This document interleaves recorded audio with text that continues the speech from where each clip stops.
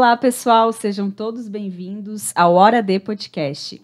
Esse é mais um episódio de conteúdos que a gente vai estar trazendo aqui para vocês. Eu sou Rose Marafigo, sou psicóloga e juntamente com o meu parceiro Matheus Stenger, estaremos convidando pessoas especiais aqui para estar trazendo alguns conhecimentos, assuntos de qualidade aqui para estar apresentando para vocês. Porque, afinal, é sempre hora de ampliar novos conhecimentos através de boas conversas. Agora é hora de quê, Matheus? É hora de Vita Medicina Integrada, Rose. Então, hoje a gente traz um conteúdo que é um presente para vocês, um conteúdo de qualidade muito bom sobre a Vita, sobre uma pessoa interna da Vita, que é o Dr. Álvaro. O Dr. Álvaro é cardiologista e também ele é diretor clínico da Vita. Então, ele vai trazer bastante coisa, bastante questões sobre o gerenciamento, como que é gerenciar uma clínica, como é você gerenciar uma empresa, e tudo isso ele vai trazer aqui para a gente hoje. Doutor, gostaria de se apresentar? Boa noite, pessoal, ou bom dia para quem estiver nos assistindo e ouvindo em outro horário. Eu sou o Dr. Álvaro, eu sou cardiologista, ecocardiografista, né? E hoje eu atuo também como diretor clínico da Vita Medicina Integrada. Uhum. Aproveitando aí, se você quiser se apresentar brevemente, então, doutor Álvaro, inclusive seja bem-vindo à Hora do Podcast, né? Muito feliz de estar recebendo você hoje aqui para falar um pouquinho sobre medicina e gestão, né? Sim. O que essas duas áreas aí têm em comum e qual que é a importância da gestão, então, para a medicina. Que a gente sabe que a medicina é uma área bastante técnica, né? E tudo isso a gente vai estar abordando aqui hoje para vocês.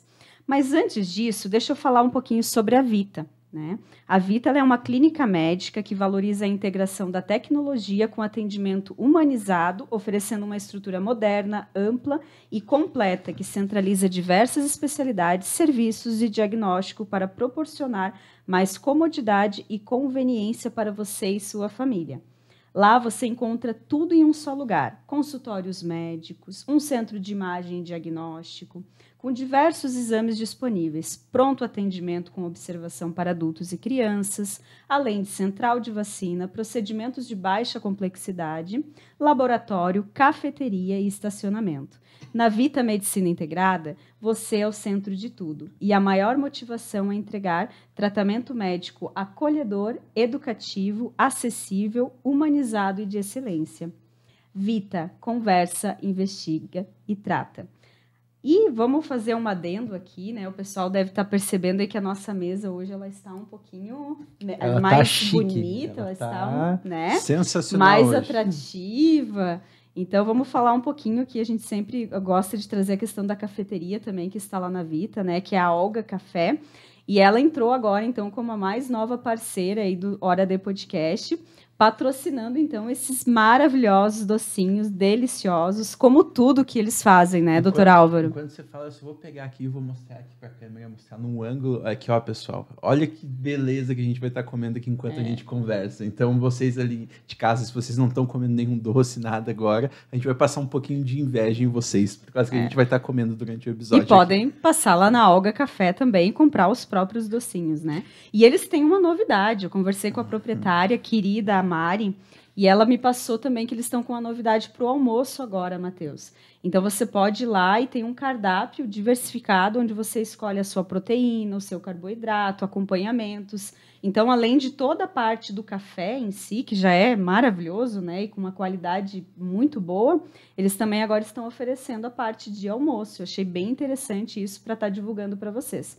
Mais para frente a gente vai falar um pouquinho mais sobre isso e vamos deixar um QR Code também na tela para você acessar e cair diretamente lá para conversar com eles, né, e tirar todas as informações aí. Acredito que o QR Code já esteja aparecendo ali, então só entrar em contato com eles ali, falar com eles, que você vai ser, sem dúvida, muito bem atendido ali pelo pessoal da Olga Cafeteria. É isso aí, nosso agradecimento especial, então, ao nosso novo parceiro, Olga Café. Vamos iniciar, então, doutor Álvaro. Você já falou um pouquinho da sua formação aí, mas se você quiser trazer alguns detalhes sobre a tua trajetória na medicina, a gente sabe que é bastante tempo de estudos, né? Sim. Por que escolheu cardiologia? O que te levou também na questão ali da Vita, da parte de gestão, que a gente sabe que é a função propriamente dita que você está hoje. Então, abre o coração aí para nós. Ok. Eu ia passar na frente do Matheus, ia pegar o brigadeiro antes, mas ele atravessou na minha frente. Fique à vontade. Eu aproveitei que não estava aparecendo aqui. Já garanti o meu aqui também, mas vamos lá, então. Então, falando um pouquinho assim sobre a minha trajetória, né? Acho que começando antes mesmo da medicina, eu saí de casa cedo, né? Saí para estudar, acho que foi no segundo ano, terminando o segundo ano do ensino médio, fui para Florianópolis para prestar vestibular, já queria medicina naquela época, tive uma dúvida até entre medicina e publicidade, gostava muito também de lidar com publicidade e propaganda e outras questões, e acabei fazendo o vestibular para medicina. Fiz para vários lugares, prestei bastante prova, acho que essa é a vida de quem quer tentar passar para medicina, e acabei passando, cheguei a passar em outras faculdades também, mas passei para o Rio de Janeiro, para a cidade de Teresópolis, lá para FMT Unifeso, que é a Faculdade de Medicina de Teresópolis. Aí fui cursar a faculdade lá, os 6 anos de faculdade, fiquei no Rio de Janeiro, né? Acho que é até interessante falar para os ouvintes alguns detalhes assim sobre aspectos gerais da faculdade, como que a gente escolhe uma especialidade, né? Eu resolvi fazer cardiologia. Na verdade, eu queria fazer hemodinâmica. Vou explicar para vocês como que eu cheguei nessa questão e o que era hemodinâmica na época. Na medicina, a gente tem 4 principais grandes áreas, né? Ginecologia e obstetrícia, que é uma das principais grandes áreas, que cuida da saúde da mulher, e da mulher gestante, da mulher na idade fértil, na idade da menopausa. Tem pediatria, que cuida de crianças desde nascer até na fase da adolescência. Tem clínica médica, que cuida da parte medicamentosa das doenças, do que não precisa de tratamentos cirúrgicos, por exemplo, pneumonia, insuficiência renal, doenças que você não vai precisar de uma operação para resolver. Basicamente, esse é o conceito. E clínica cirúrgica. Muita gente tem muita dúvida entre clínica médica e clínica cirúrgica, né? E a clínica cirúrgica é uma especialidade que geralmente você vai fazer os diagnósticos e dispor de cirurgia para resolver. Então, esse foi o primeiro passo. Para eu chegar lá em hemodinâmica, o que é hemodinâmica? Quem abre as artérias do coração, é o cara que vai lidar com os infartos, é o cara que lida com a fase aguda de coronárias entupidas, vamos dizer assim, e também em fase crônica. Eu pensava em fazer hemodinâmica, e para eu chegar lá, eu precisava fazer uma série de especializações. Clínica médica, cardiologia, porque a cardiologia é uma especialidade clínica, e depois hemodinâmica. Aí pensei em fazer isso de especialização, né? Aí, vamos dizer assim, eu formei na faculdade com essa ideia de fazer essa especialização, e aí você precisa, depois que você se forma, prestar provas para residência. A pessoa que termina a faculdade, ela tem duas oportunidades, assim, duas grandes oportunidades, dois grandes caminhos, na verdade. Ou você pode trabalhar direto, que você vai trabalhar nas áreas mais básicas, né, que é posto de saúde, emergências, pronto atendimento, ou você pode continuar se especializando, fazer uma residência para ganhar um título de especialidade. E para isso você faz como se fosse um concurso público, é outra prova, né? Como se fosse um vestibular da medicina, e tão concorrido ou até mais concorrido, né, do que o próprio vestibular. Então, eu fiz para a clínica médica com o objetivo de fazer cardiologia depois. A clínica médica, né, você lida com UTI, lida com emergência, fiz essa parte, são 2 anos de especialização. Fiz na Santa Casa de Ponta Grossa, lá no Paraná. Passei lá na prova da Santa Casa, fui fazer, cursei esses 2 anos. Depois eu terminei a residência de clínica médica, poderia parar por aí para lidar com UTI, lidar com atendimento em enfermarias, a parte mais específica dos tratamentos clínicos, mas resolvi especializar mais ainda. Então fui fazer cardiologia. Para você fazer cardiologia precisa da clínica médica. Aí fiz no HC, passei na prova da residência para HC, que é o Hospital de Clínicas da Universidade Federal do Paraná. E fiquei mais 2 anos lá fazendo a especialidade de cardiologia. Depois, meu destino final era hemodinâmica, sempre pensei nisso. Falei, não quero fazer hemodinâmica. Vi que eu preferia muito mais... E votou, né? Voltei atrás.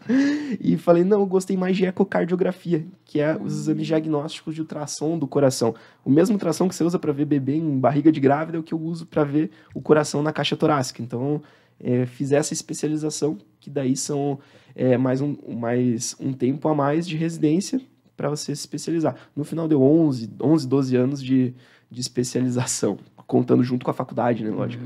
Eu ia dizer que eu perdi as contas já de tanto curso, especialização que você fez. Mas é interessante até para o pessoal entender como que é toda a jornada de um médico, né?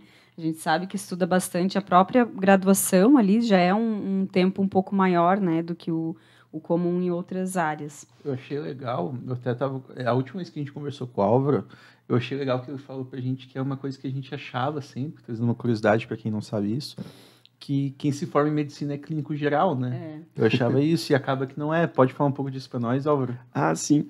Na verdade, clínico geral é até uma atribuição, uma semelhança da clínica médica, né? Os clínicos gerais geralmente são as pessoas que fazem a residência de clínica médica e se formam depois desses 2 anos. A pessoa, quando forma na faculdade, ou ele é designado como médico ou médico com formação geral. Tem até alguns lugares que dizem essa frase longa. É muito médico popularmente a gente acha que se formou é médico clínico geral, né? Começa, mas na realidade então é focado, né? E Álvaro, como é que foi ali? Você fez bastante estudo, né? Você estudou bastante para chegar aonde você chegou. No final de tudo isso, com o decorrer das coisas ali, você foi tendo oportunidades e você escolheu a Vita como uma das suas oportunidades, certo? Sim. Como que foi isso? Por que você conheceu a Vita? Como que foi você chegar até a Vita? O que te levou a isso? Uma ótima pergunta, Matheus. É uma história até interessante que quando eu terminei a minha última especialização, a residência de ecocardiografia, eu já tinha a ideia que eu ia vir para Lages. Na verdade, antes disso, quando eu terminei a residência de cardiologia, eu ia fazer ecocardiografia e ia voltar para Lages. Essa era a minha ideia. E aí, eu já estava procurando algum lugar que eu fosse ficar, né? Geralmente, quando você é especialista em algo, você quer entrar para uma clínica que você tenha outros especialistas da mesma área, né? Geralmente esse é um conceito geral que o pessoal tem. Eu até fui convidado para outras clínicas, né, na época, e o Hudson Machado, que é anestesista da Vita, ele entrou em contato comigo. Na época, ele era amigo da minha esposa, né? Naquela época, ele era amigo da minha esposa, e a gente conversou, ele me chamou, falou, cara, olha, a gente tá com um projeto, pensa nisso aqui, olha, a Vita, um monte de especialidades juntas, explicou mais ou menos como que seria a clínica e me apresentou para o Paulo. O Paulo me mostrou a clínica, eu olhei e vi mais ou menos como que era. A clínica fica no antigo, onde era o antigo Clube Princesa. Eu vi na época que ainda tinha a cara do Clube Princesa, então a gente ainda estava em obras, né? Olhei, mas eu não consegui dimensionar. E eu falei, cara, obrigado, tem outras propostas e eu vou negar. Falei para eles que ia negar, mas não tinha dimensionado, não sabia o que era o projeto da Vita. E aí o Hudson me ligou novamente e ele falou, cara, você não tá entendendo, vem cá. E ele me explicou tudo. E a minha cabeça explodiu. Falei, cara, é isso aí.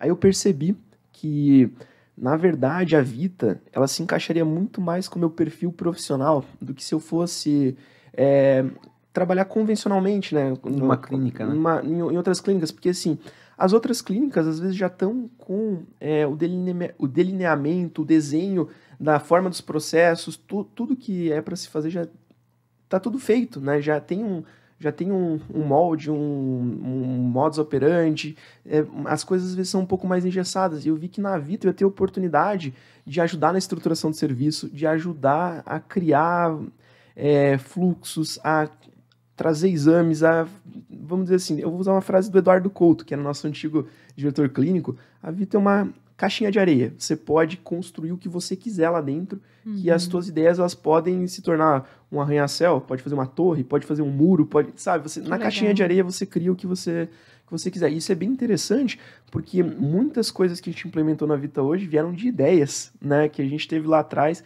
e deu certo. E foi uma decisão muito acertada. O Hudson, que era amigo da minha esposa, se tornou um grande amigo meu também, que inclusive ele é nosso vice-diretor clínico hoje, junto comigo na chapa que foi aprovada na última eleição. Você citou aí eleição e tudo mais. Explica um pouquinho para o pessoal como que você se tornou diretor clínico, né? Porque, pelo que eu entendi, você entrou para atuar como cardiologista, né? Nessa especialidade. E aí, como que você se tornou diretor clínico hoje? Já aproveita e já explica o que é um diretor clínico, né? Então, Rose, eu acho que eu vou começar explicando que uma clínica de medicina, quando ela atinge determinado número de médicos, eu não vou saber dizer para vocês de cabeça sobre isso, mas se ela passar de determinado número de médicos que tem lá nos regimentos CFM, ela necessariamente precisa ter um regimento interno, precisa ter a direção clínica distinta da direção técnica e pode ter a direção administrativa, né? Então, você tem que ter esses 3 cargos bem definidos. Se a gente fosse resumir, assim, um exemplo besta até. Se a gente tivesse uma casa grande e precisasse gerir uma casa, o diretor técnico, né, ele seria o cara que daria os recursos, o que é necessário para morar na casa. Por exemplo, não, precisa ter chuveiro aqui, os alvarás de tal coisa precisam estar em dia. O diretor técnico, ele cuida realmente da parte estrutural, da parte técnica e da parte dos funcionamentos da estrutura para dar condições para quem, vamos dizer assim, iria usar a casa. O diretor clínico, não, as pessoas. Ah, o morador tal teve problema com o morador tal. Ah, não, vamos conciliar, vamos resolver. Ah, não, essa é tua vez de tomar banho. Não, você tem que estar na fila do banho aqui. Ah, ó, tu pode pegar esse tanto de comida, tem que dividir ali, sabe? Você vai mediar os conflitos entre as pessoas e as demandas das pessoas. Você vai defender, o síndico do eu local. Pensei nisso. É mais ou menos como se fosse isso.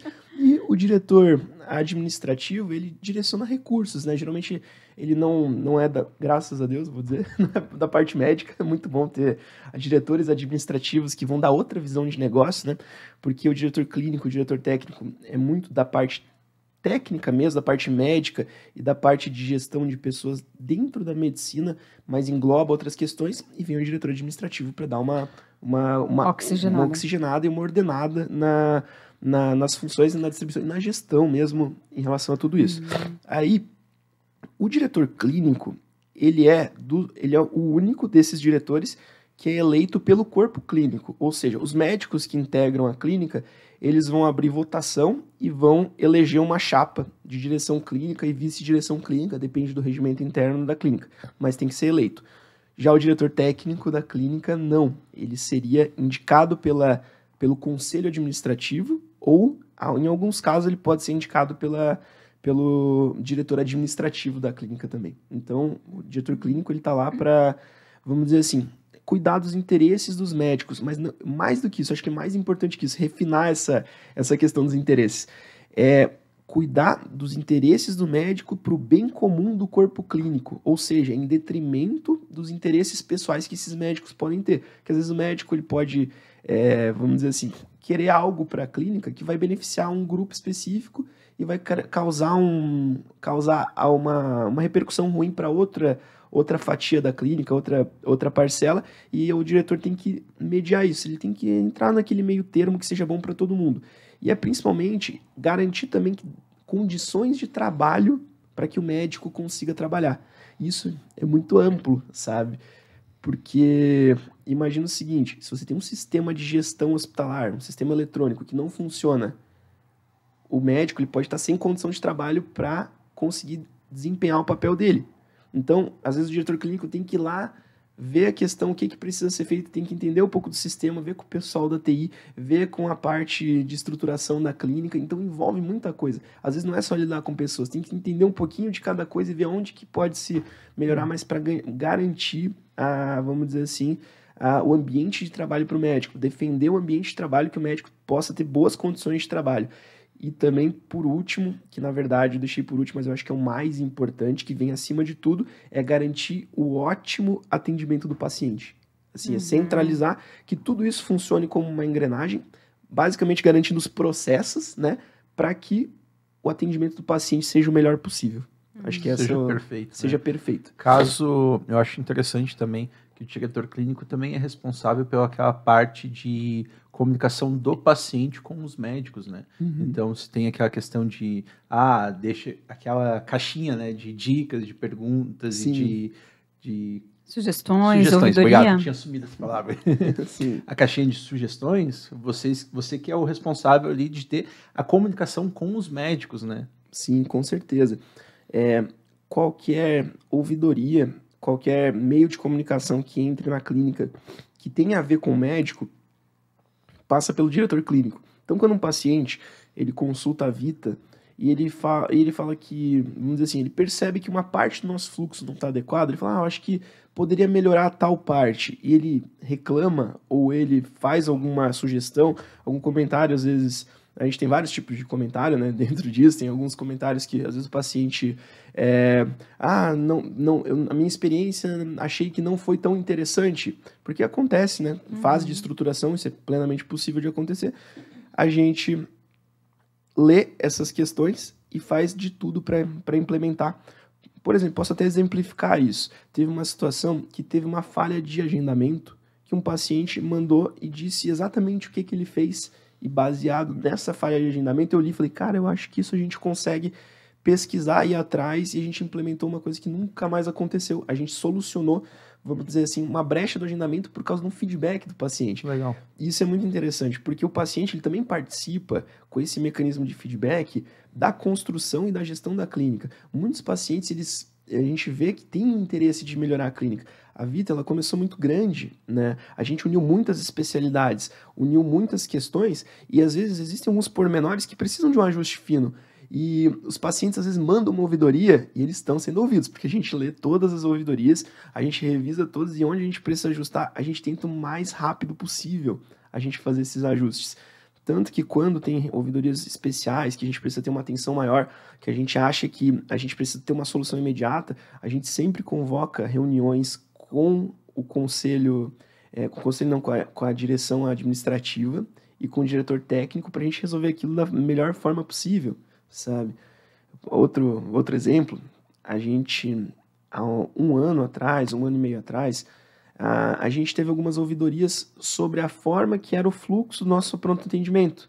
Uhum. Ele já foi criado um fluxo que para a época estava adequado, mas conforme foi chegando mais pacientes, nosso fluxo foi aumentando, a gente percebeu que poderia ter algumas demoras no atendimento. E baseado na ouvidoria de alguns pacientes, a gente criou um modelo que otimiza os nossos atendimentos. Colocamos mais médicos ali para dar o suporte, encarregamos médicos emergencistas, criamos, vamos dizer assim, ferramentas do sistema também para que nossa operação fosse mais rápida. Então isso é bem interessante, baseado num comentário, às vezes numa crítica. Isso é fundamental para o crescimento de um negócio, né? A gente sabe que hoje no meio de internet, né, todo mundo gosta de avaliar, dar a sua opinião, às vezes grava um story, grava alguma coisa, faz contato com o saque de alguma empresa, e isso acaba sendo bem... O impacto disso daí é enorme, né? Enorme. Eu acho interessante porque as pessoas normalmente pensam que não vai fazer tanta diferença, não precisa falar, ou às vezes, olha, tá acontecendo isso aqui, mas só que não vale nem a pena perder o tempo falando isso, né? Mas só que para a pessoa que está recebendo, isso faz uma diferença enorme. Eu vejo aqui até pelo podcast, né, Rose? A gente tem, às vezes, uns feedbacks que a gente recebe, que a gente realmente podemos melhorar isso aqui, temos que alterar isso daqui. A gente sempre vai conversando internamente justamente por causa dos feedbacks das pessoas que estão tendo a experiência com a gente, né? Então, é uma coisa muito importante essa parte. E eu acho bem bacana deixar isso bem claro e reforçar para as pessoas que estão nos assistindo e nos ouvindo, né, doutor Álvaro, que a Vita escuta, né? Então, realmente Sim. é uma ouvidoria, ela funciona, vale a pena vocês irem lá, às vezes fazer um elogio, um reforço também, isso também é bem-vindo, né? Mas principalmente as coisas que vocês percebem, né, no atendimento, porque o paciente ele está lá na ponta, né? Então, muitas coisas passam despercebidas e é a experiência do cliente. Então, para atingir esse grande objetivo, que seria aí tanto o teu trabalho, mas eu acho que engloba toda a clínica, né? Que seria essa excelência no atendimento. Então, é bem legal saber que as pessoas são ouvidas, que vale a pena. Então, vale a pena tu acessar o site da Vita, né? Se tiver alguma situação, não deixa de colocar lá a tua opinião, porque agora estamos aqui Sim. com o Dr. Álvaro, que está nos falando que ele lê todas as ouvidorias, né? Então, isso é muito interessante para manter a qualidade. Por falar nisso, quais são os lugares que a gente pode entrar em contato para a ouvidoria em si? Uhum. A gente tem a ouvidoria que pode ser por escrito, a gente tem no site, na área de contato do site, e tem com o pessoal do call center. Pode ser que tenha mais algumas, que a gente sempre está criando mecanismos para facilitar a comunicação com a clínica, né? Mas basicamente são essas as formas de entrar em contato. E é interessante porque hoje a Vita, a gente trabalha muito com indicadores, né? Em relação a indicadores de atendimento, indicadores em relação a tudo, materiais, indicadores de exames, indicadores de tudo que a gente está fazendo lá. E um grande indicador é a satisfação do cliente e também a reciprocidade do cliente, né? Porque a gente vê muitas vezes que o cliente ele vê a Vita como um potencial, um local que ele gosta de ir, que às vezes ele fala assim, olha, talvez isso aqui possa melhorar, e ele dá sugestões, e ele faz a questão vamos dizer assim, a clínica crescer também, né, com o intuito desse empurrãozinho que ele pode dar pra gente, que ele pode construir ele pode participar dessa construção junto com a gente. Eu acho isso um conceito muito interessante, né, a experiência do cliente, e ela conta muito. Acho que a empresa hoje que não se volta para a experiência do cliente, ela tende a perecer, né? Não tem como. A gente tem que sempre se preocupar com essa questão do cliente, do paciente, e que seja o melhor atendimento possível de todas as formas, né? Que legal. Doutor Álvaro, pelo que você está nos relatando, então, o cargo de diretor clínico, ele envolve muita gestão, certo? De tudo que você foi falando aí, puxando indicadores e tudo mais. E eu fiquei aqui refletindo, né, se sempre você teve essa inclinação, já percebia essa habilidade de gestão, já buscava esse tipo de área, se você se via, então, como um gestor clínico, né, que seria o diretor clínico, mas que faz toda essa parte de gestão, e se a medicina, né, a formação tradicional de medicina, ali, a graduação prepara, tem cadeiras disso, a gente sabe que é uma área mais técnica, e onde que você buscou ou busca esse aperfeiçoamento na área de gestão? Então, Rose, em relação à gestão, é algo que aflorou, na verdade, recentemente, na época das residências, mas eu acho que eu tinha um background para isso acontecer. Eu sempre fui, vamos dizer assim, muito curioso em relação a muitas coisas, e eu sempre gostei muito de organização, sabe? Sou um cara que eu gosto de estar com as coisas organizadas, de lidar com a organização. E pela minha curiosidade, eu já estudei algumas coisas aleatórias até na minha vida. Por exemplo, estudei programação, eu estudei desenvolvimento de jogos, eu fazia animações, eu fazia palestras, mexi com chroma key, mexi com audiovisual, mexi com um monte de coisa, sabe? Muito relacionado ao audiovisual e produção de conteúdo. E isso aí ficou um monte de ponta solta na minha vida, sabe? Eu falei, e agora? O que eu vou usar para isso? Eu usei no passado para algumas situações e ficou solto. De repente, passou a faculdade, entrei na residência. Na residência de clínica médica, enquanto o pessoal só fazia parte da clínica médica, de atender os pacientes, prestar esse serviço, eu fazia outras partes, eu dava uma olhada, assim, como uma forma geral no hospital. Eu gostava de ver os mecanismos, ver como as coisas aconteciam no hospital, como que o exame tal fazia isso, como que fazia para o exame entrar na plataforma de laudo, e daí isso, esse fluxo poderia ser melhor. Então, já na residência, eu tinha outra visão. Às vezes o médico entra na residência e não aproveita essa parte, porque isso é algo, vamos dizer assim, complementar da residência. Se você quiser e tiver interesse, você pode ir atrás e pesquisar, principalmente em hospitais grandes, né? E acabou que eu me interessei de muita coisa de fluxos em relação à área da gestão hospitalar, e concomitante com a residência eu comecei a ganhar um pouco mais de experiência nisso na clínica médica. Na cardiologia, eu comecei a participar já de implementação hospitalar. E dentro da implementação hospitalar, volta e meia, a gente precisava resolver assuntos de gestão, assuntos de fluxo, que eram necessários você ter um conhecimento em outras áreas. Olha só, isso aqui vai envolver programação. Puxou uma caixinha lá de trás. Falei, isso aqui eu já vi nisso, poderia fazer isso. Lógico, eu não tinha nem metade, nem um décimo de quem era o programador lá que estava do meu lado, mas eu tinha uma noção do como que aquilo ali poderia facilitar a vida do cara para melhorar nosso fluxo e fazer essa gestão, né? Então, isso para melhorar a operação final do usuário, que no caso seria o médico, né?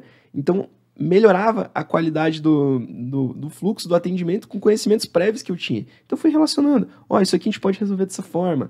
E isso começou nessa forma, especificamente com audiovisual, montar palestras, editar vídeos, e depois começou com gestão de pessoas também. Eu fui o cara na residência que, comecei a cuidar das escalas de plantão.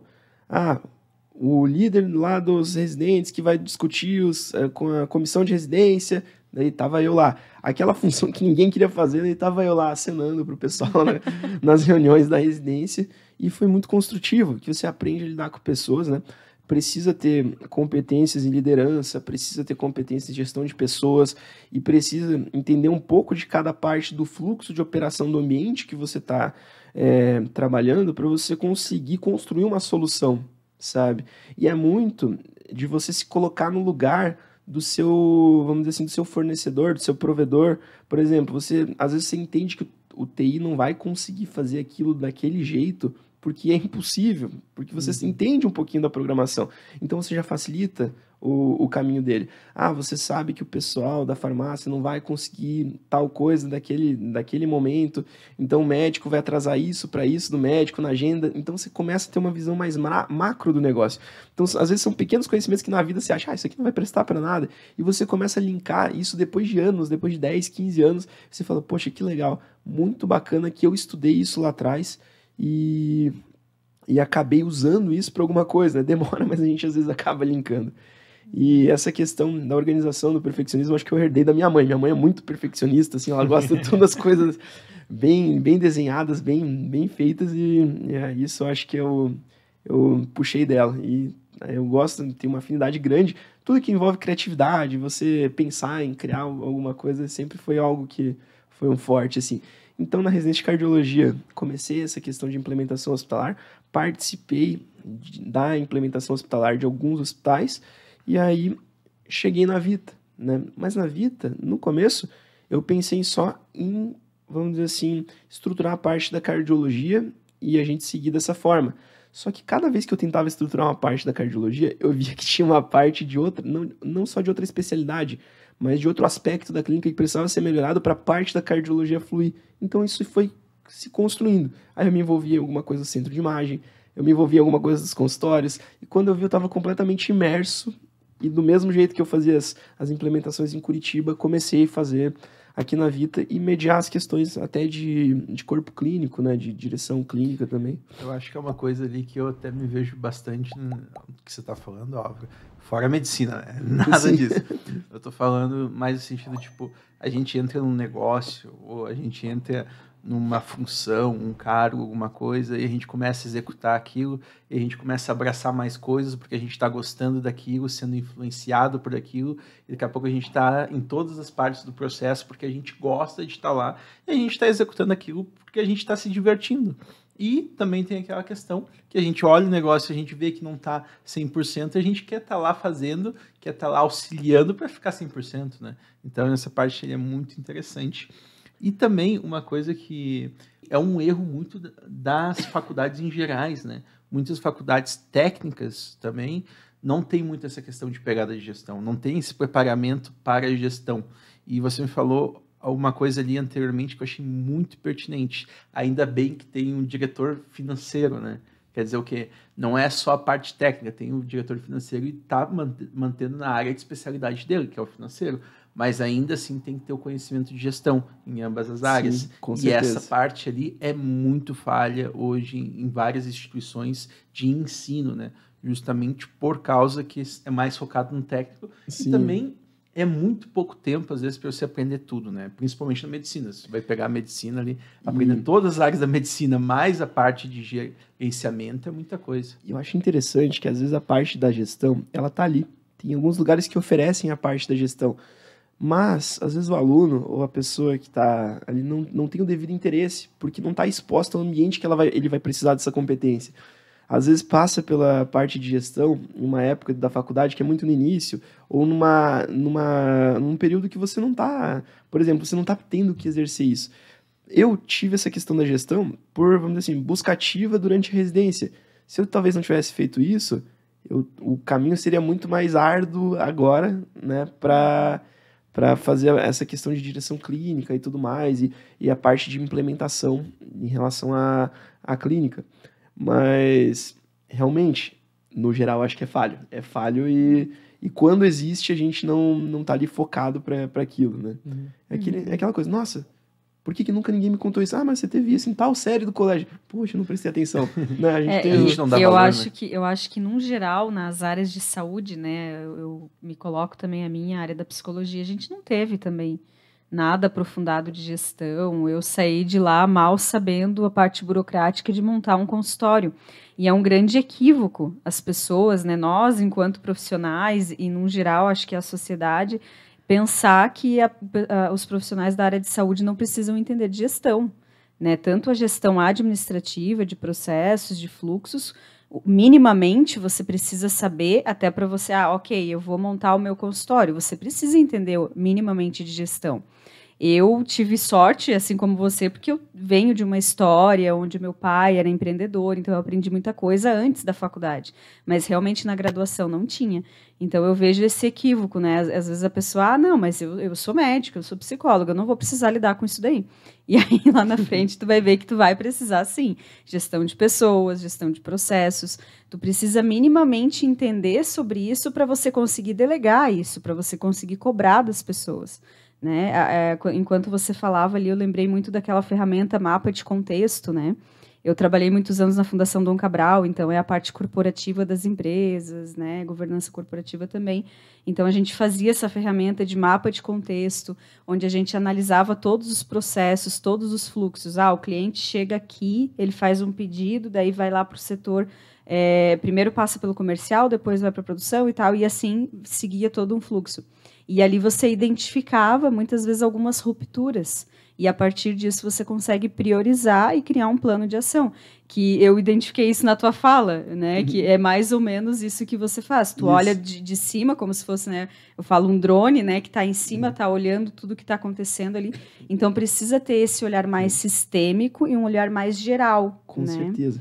Até, vocês vão perceber até na minha fala, Rose, que eu estou falando muito de processos, né? Sim. Muito de fluxos, processos e tudo mais. Tá, e a parte de direção clínica que você vai mediar as questões dos médicos. Mas as questões dos médicos, a maioria é em relação ao processo. E isso que é interessante.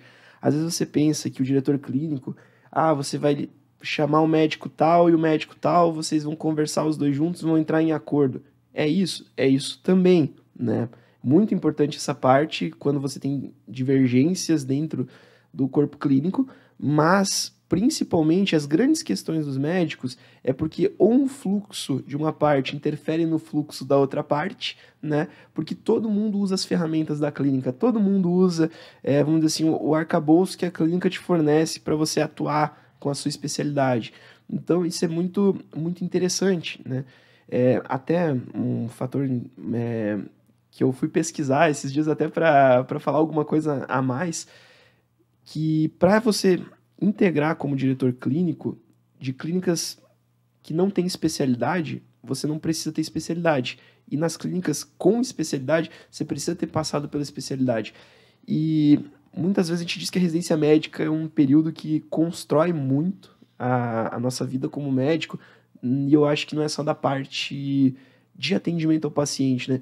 Eu acho que é em relação até percepções, que se você lida com tantos especialistas, tantas pessoas que já estão na tua frente lá, que passaram por muitos processos, muitas, vamos dizer assim, muitas trajetórias semelhantes à tua, que você vai absorvendo muita coisa de outros aspectos. O médico tal tinha um consultório de tal jeito, o outro lá fazia parte de uma clínica de tal jeito, aquele médico teve... Você sempre escuta alguma coisa nesse sentido, e por mais que você não esteja prestando atenção, alguma coisa fica no seu subconsciente. Então é muito importante você sair do seu ambiente, né? E, vamos assim, fazer uma especialização. Às vezes, dentro da especialização, não é para isso e você acaba tendo essa exposição. E aí tem aquelas especializações que são referentes à gestão também, né? Existe o pessoal que faz MBAs, o pessoal que faz em relação à complementação de gestão de processos, pessoas e outras questões, né, que também é super válido, mas eu acho interessante que mesmo na área médica, que a gente precisa aprender a nossa especialidade para atuação com o paciente, a gente acaba tendo exposição a isso. Às vezes é a gente que não percebe, mas tá lá, essa exposição ela existe. São várias experiências que a gente vai adquirindo que uma hora a gente vai usar, né? Sim. Tem um filme que mostra muito bem isso, me veio aqui na mente agora, é aquele filme Quem Quer Ser um Milionário. Eu acho que é um filme muito massa, por causa que é basicamente ele jogando o jogo do milhão, né? O show do milhão aqui do Brasil. Só que o que acontece? São várias perguntas diferentes e ele é um cara sem estudo nenhum, ele não sabe nada. Só que as vivências da vida dele foram ajudando ele a se lembrar de coisas que ele sabia responder as respostas. Então, apesar de ele não ter ido diretamente naquele ponto estudado aquilo, ele sabia daquela resposta por causa de uma vivência da vida dele, né? Então, é muito esse ponto ali que você está falando, é aquela questão, você lembrar coisas de vivências antigas, de experiências, e aplicar elas de uma forma exata e boa hoje, né? É o poder da experiência, né? A experiência é um dos canais onde a gente consegue aprender bastante, né? Quando você se expõe, como você estava falando, né? Então, estava ali disponível. Eu poderia não me expor, poderia não me interessar, mas eu quis ir, né? Então, isso vai me gerar um conhecimento. E é aquela frase, né? O que é a sorte, né? A sorte é o encontro de situações, de habilidades que você desenvolveu com aquela situação, aquela oportunidade. Mas se você não tivesse buscado, também não teria a sorte, né? Então, e também, assim, aprofundando um pouquinho mais ali ainda sobre a função de diretor clínico, doutor Álvaro, tu poderia falar, assim, explicar um pouquinho para nós as questões éticas ali, a questão de segurança para os pacientes, porque eu entendi que o objetivo principal, central, é o atendimento, e a gente sabe que na área da saúde, né, diferente às vezes de outras empresas, a área da saúde, às vezes, até a gestão ela fica um pouco mais complexa por conta de normas, de regras, regulamentos, e daí tem toda essa questão ética também. Se Com puder certeza. aprofundar um pouquinho para nós. Então, Rose, se a gente for analisar uma clínica, a grosso modo, uma clínica também é uma empresa, né? Se a gente olhar friamente, é uma empresa, as empresas elas querem crescer, querem expandir, querem, vamos dizer assim, ter lucro, ter as ambições de visão do conselho administrativo das empresas, né? E em relação a isso, a gente, na medicina, tem um grande quê de diferenciação, que é o paciente, né? Apesar da gente ter empresas na área médica, a gente tem que sempre visar que a gente esteja fazendo bem para os pacientes, né? Então, assim, tudo que envolve crescimento, às vezes na área médica, que envolve você mudar as coisas como elas eram, expandir, você tem que garantir a qualidade do atendimento do paciente. Você tem que, vamos dizer assim, você tem que estar lá supervisionando os processos para que você consiga que o crescimento seja orgânico e não prejudique essa questão do paciente em si, né? Então, assim, existe uma ética importante em relação a isso, que é você sempre ter que prezar pelo bem-estar do teu paciente. Então, às vezes, a gente tem discussões em relação a expansões e a gente, às vezes, a expansão ela pode, por a gente querer ter ética com os nossos pacientes, às vezes não é viável. Fala assim, olha, se a gente expandir isso dessa forma, eu creio que a gente não vai conseguir prestar um atendimento neste momento dessa forma e a gente pode comprometer o paciente nesse sentido. Então, essa expansão ela é adiada, ela é revista, ela tem que ser muito bem estruturada porque a gente está lidando com a saúde das pessoas, né? E isso é muito bem normatizado, isso é cobrado, a gente tem órgãos que supervisionam essas questões, a gente tem o Conselho de Medicina, tem por questões de atuação do próprio médico, né? O CFM e o CRM, eles acabam tendo, vamos dizer assim, participação vamos dizer assim, dentro do nosso dia a dia em relação a essas questões. Então, uma clínica de medicina, ela é como outra empresa que visa crescimento, vislumbra esse crescimento que seja atingido, mas tem que ter essa preocupação com o paciente.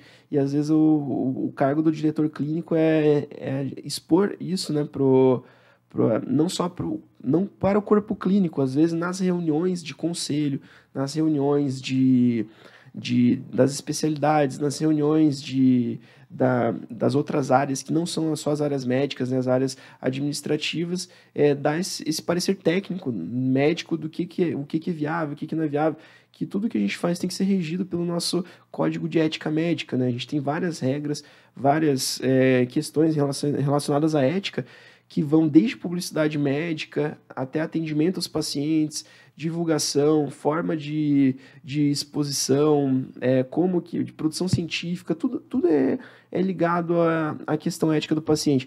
Lei de proteção de dados, né, que é um assunto muito frequentemente abordado hoje em dia, e isso tudo tem que ser levado em consideração, né? Muitas empresas, você vai fazer alguma coisa em relação à empresa, você, vou ter que pedir um alvará aqui, que é isso. Beleza, vai ter órgãos de fiscalização e na área médica existe isso e talvez a atenção seja redobrada, né? Porque a gente está falando em relação a vidas. Então, a normatização é mais complexa, vamos dizer assim. É mais rigorosa e o principal critério é o bem-estar do paciente. Exatamente. Isso. Então, esse sempre vai pesar mais, né? Uhum. Bacana. E, doutor Álvaro, a gente sabe que nem tudo são flores, né? Em todos os cargos, enfim, mas trazendo aí a parte do diretor clínico, quais são os teus principais desafios hoje? A gente quer saber quais são os perrengues, né? Os pepinos quais são os perrengues aí que você já passou e quais experiências você pode contar aí pro pessoal? A gente tem vários âmbitos da direção clínica, né? Que, vamos dizer assim, que a gente até não pode divulgar, né? Por ser questões relacionadas ao corpo clínico, aos Sim. médicos, vamos dizer assim, de desenvolvimento e de resolução dentro do corpo clínico, mas lógico, tem outras situações que acabam, vamos dizer assim, sendo um âmbito geral, que eu acho que todas as clínicas passam. Muitas dificuldades que a gente tem e reclamações, geralmente é agenda, né? Então, o médico, ele fala assim, olha, eu acho que a minha agenda, ela não tá boa, porque ela tá entre esse período, e eu acho que eu não fui bem contemplado no meu período de agenda, e eu não quero atender nesse período. Daí, poxa, você tem que encontrar alguém que queira naquele período, ou fazer uma mediação de troca, ou alguma coisa nesse sentido. É um ponto. Eu acho que lá dentro da nossa clínica existe tal situação que pacientes são encaminhados para determinada especialidade, mas poderia ser para outra especialidade. Então, as duas especialidades que são especialidades, às vezes, que fazem um atendimento muito próximo, né? Que compartilham de mesmos sistemas de tratamento, que aí você tem que orientar as duas, entrar em acordo, ver quem que vai abraçar cada fluxo, quem que vai mediar em relação a cada situação, e você entrar em acordo entre as duas especialidades, né? Aí existem outros problemas também, vamos dizer assim, qualquer assunto relacionado a comitê de ética, vamos dizer assim, que pacientes ou até médicos, colegas, achem que possa ter alguma inconformidade ética, o diretor clínico acaba avaliando também. Então, é outra questão que a gente acaba estando presente no dia a dia. A gente participa de cadastramento também de novos médicos, né? Participa das entrevistas, que tem 2 comitês distintos que eu já citei, uma comissão de ética médica, comissão de credenciamento, que estão ali bem perto da direção clínica, e principalmente tá junto da direção administrativa para ver projetos de expansão e averiguar se vão ter boas condições de trabalho para os médicos, se vai ficar bom para todo mundo, vamos dizer assim, né? Se isso vai ser possível a gente conseguir entrar no melhor termo, né? Porque, às vezes, as coisas dentro da medicina, às vezes, elas acontecem de uma forma que é diferente dos outros meios empresariais. Então, às vezes, o diretor clínico ele está lá para contextualizar, né, para a administração e para os outros setores como que na medicina essa situação é lidada e como que tem essa desenvoltura, o que pode, o que não pode fazer, e também ter vamos dizer assim, esses cargos de suporte. E são inúmeras as situações, né? Pelo que eu entendi aí, você freia muitas vezes, né? Então a gente Sim. tem nas empresas ali que a gente vendeu demais e a fábrica não deu conta. Então, tem que segurar um pouco Exatamente. a venda. Ou a gente está produzindo demais, só que não estamos vendendo tanto. Tem que segurar um pouco ali a produção. Eu acho que você faz um pouco desse trabalho dentro da clínica também, né? Sim, vamos dizer assim, para garantir que o médico tenha condições de trabalho, às vezes a gente tem certas expansões que tem aquele período de acomodação, né? Porque as coisas elas começam a ganhar corpo, começam vamos dizer assim, ganhar substância depois de um tempo de fluxo sendo seguido, né? Mas a gente tem que garantir que esse fluxo ele seja otimizado, quer dizer, faz uma expansão, mas as coisas não estão correndo da forma que deveriam. Por exemplo, eu vou dar um exemplo que esse foi de acontecimento nas últimas semanas. A gente está passando por uns períodos de transição na clínica em que a nossa entrega de laudos ela era física e a gente está passando para a entrega digital, né? A gente criou uma plataforma de laudos e no primeiro momento da plataforma de laudos a gente conseguiu implementar ela, só que os laudos não estavam conseguindo ser retirados da plataforma. Então a gente tem que correr junto com o pessoal da TI e falar, olha, o médico vai ser prejudicado por isso, porque imagina os pacientes não conseguirem tirar o laudo da plataforma. A gente correu, fez todos os ajustes lá e demos um jeito. Tem um médico lá que não está conseguindo laudar, não está conseguindo usar a ferramenta. Poxa, por quê? É porque ele não está conseguindo porque ele não quer? Ou será que é porque realmente a ferramenta não está funcionando? A gente tem que ir lá averiguar, ver isso e falar para a direção, falar, gente, realmente a ferramenta não está funcionando, a gente tem que melhorar essa questão. Às vezes, muitas reuniões, assim, principalmente com o sistema de gestão hospitalar, né? Que hoje em dia a maioria das clínicas tem um sistema de gestão eletrônico, né? Os prontuários são eletrônicos e muita coisa a gente tem que resolver com o pessoal. Então, são demandas do próprio corpo clínico que a gente vai resolvendo nessa questão. Tem a questão das ouvidorias também, que a gente já falou que elas estão bem presentes no nosso dia a dia. E, às vezes, ouvir os interesses dos médicos, né, e ver o que a gente pode implementar desses interesses na clínica em relação para ver se vai ser bom para todo mundo ou se não vai interferir, né, no andamento de outro profissional, de outro foco de atendimento. Acho que é basicamente... São muitas habilidades aí, né, doutor Álvaro? Eu fiquei aqui só listando, né, comunicação, negociação, habilidade de planejamento, né, gestão de conflitos, gestão de pessoas, e realmente, quando a gente fala de pessoas, é uma área muito desafiadora, né, porque é você manter a autonomia, a identidade das pessoas, reforçar cada profissional da forma que ele... Porque cada um é único, né? Cada um vai entregar e vai entregar o seu melhor desde que tenha um mínimo de autonomia também, um mínimo de espaço de criatividade naquele contexto. Mas, ao mesmo tempo, fortalecer a identidade daquele profissional visando o contexto geral, né? E isso é um paradoxo. Sim. E é bem desafiador. E a nossa principal missão é fortalecer o médico. É fortalecer, e querendo ou não, se a gente fortalecer a imagem da clínica, fortalecer os nossos processos, nosso crescimento, nosso fluxo, tudo, o médico é fortalecido com isso. O médico tal, ele faz parte daquela clínica, sabe? É uma coisa que a gente agrega valor, né? As duas coisas agregam valor. É uma retroalimentação. O médico, que ele presta bem o seu serviço, a uma clínica que também presta bem, com qualidade de fluxos e outras questões, isso se retroalimenta. Poxa, olha só, o médico tal está na Vita. A Vita, poxa, que é a clínica grande, referência. Não, olha só, a Vita tem um médico tal, entende? São duas coisas que acabam se reinjetando. E é muito importante a gente entender também que nosso modelo de negócios, ele é algo inovador na cidade, né? A gente não tinha na cidade algo que reunia tantas especialidades da parte do atendimento ambulatorial e que concentrou tantos médicos.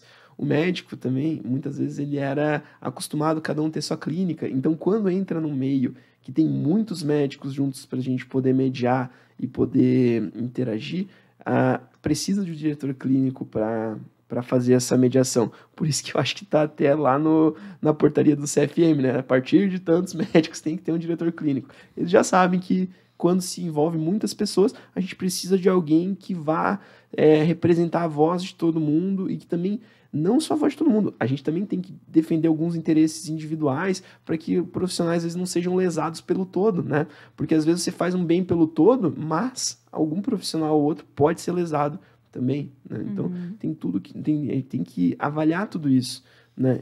E ainda dentro da ética, e mais ainda, eu acho que a gente tem que sempre, às vezes a gente tem que estar na ética e na moral também, né? Tem que ser moral e ético, porque lidando com o paciente você tem que ser o mais correto possível, tem que ser assim 100%, né? Exatamente, gestão de pessoas, antes da técnica existe o técnico, né?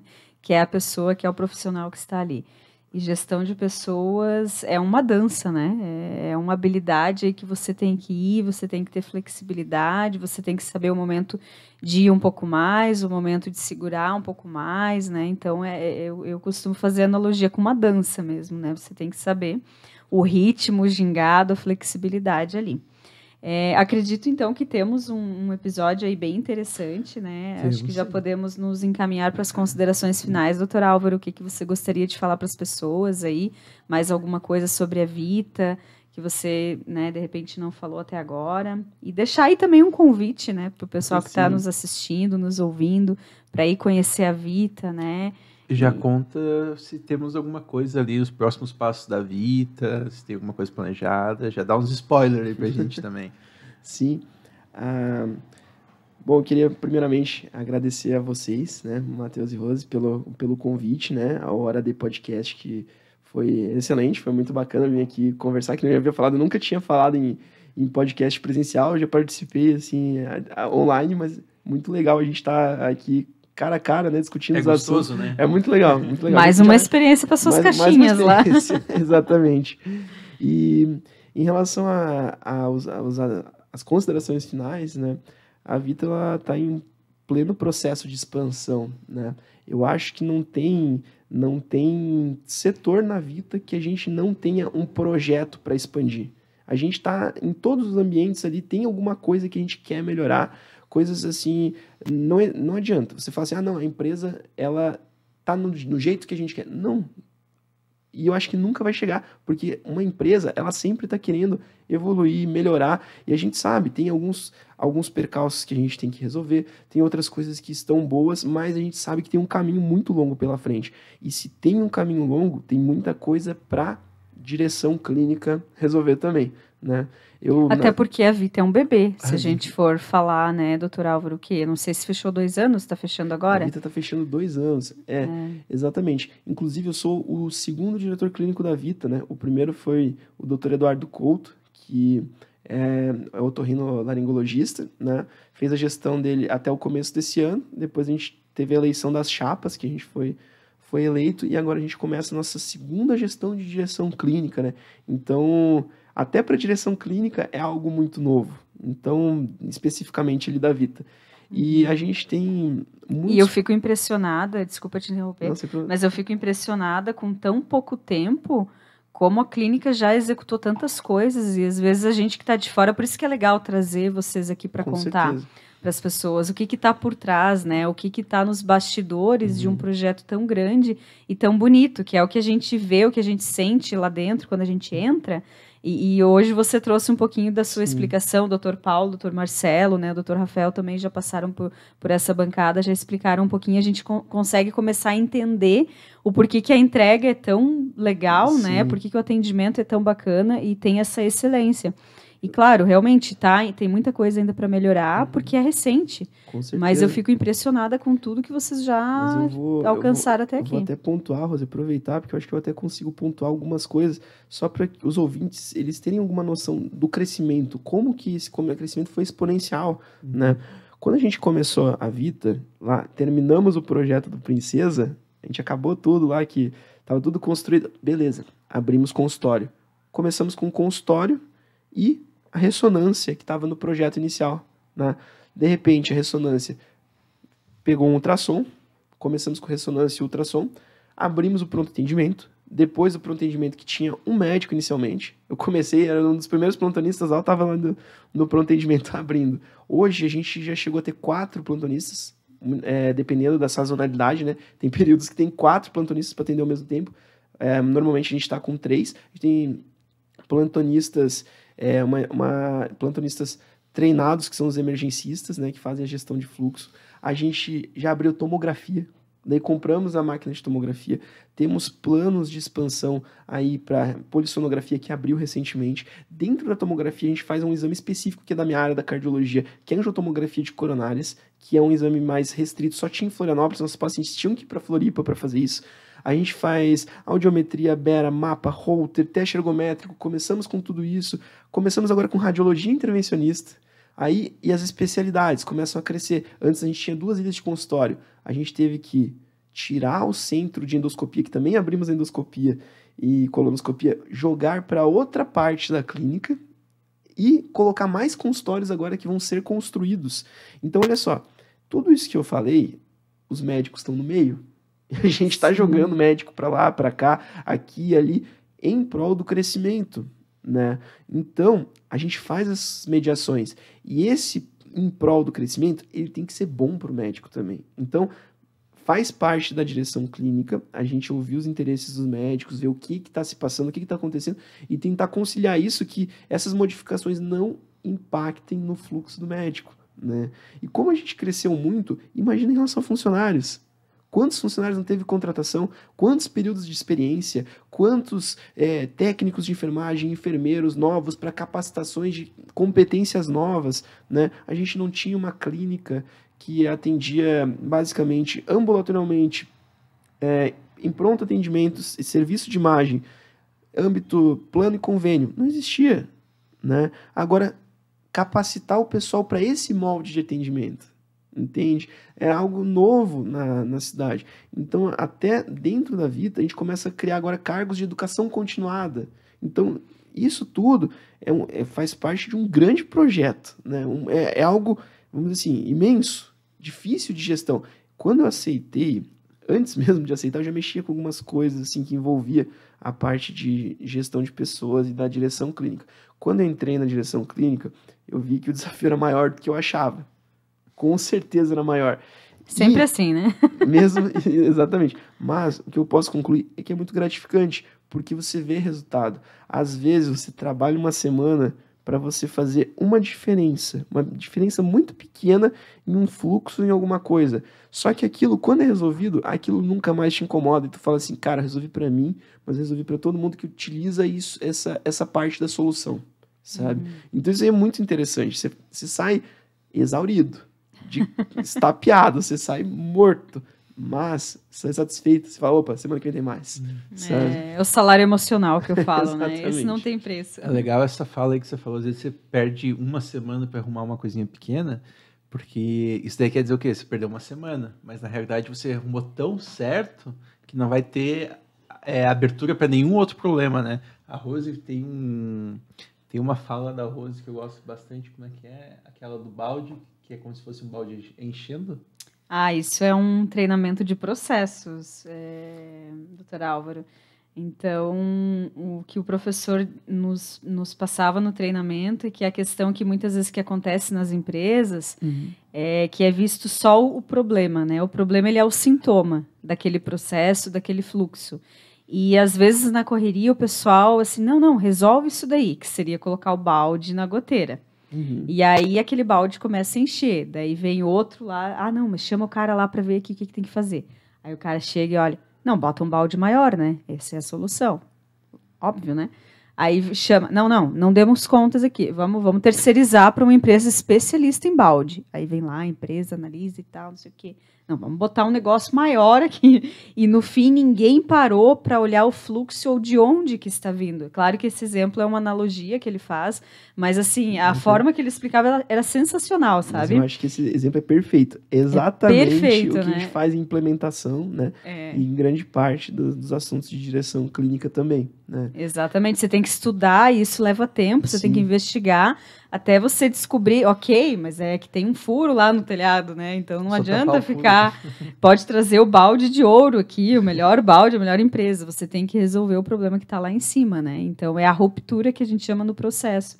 E isso leva tempo, leva estudo, né? Leva exatamente isso que você estava falando, né? Exatamente. Muito bom isso. Álvaro, agradeço muito a tua participação. Foi um episódio com muita informação mesmo, muita informação técnica boa e de qualidade. Gostamos bastante de tudo isso. E eu fiquei triste por você também, porque você teve que falar muito e você mal pôde comer os docinhos por causa de tanto mas agora falou. O pessoal não vai ver, mas eu vou comer grande parte dessa colheita de doces. Com certeza. É isso aí.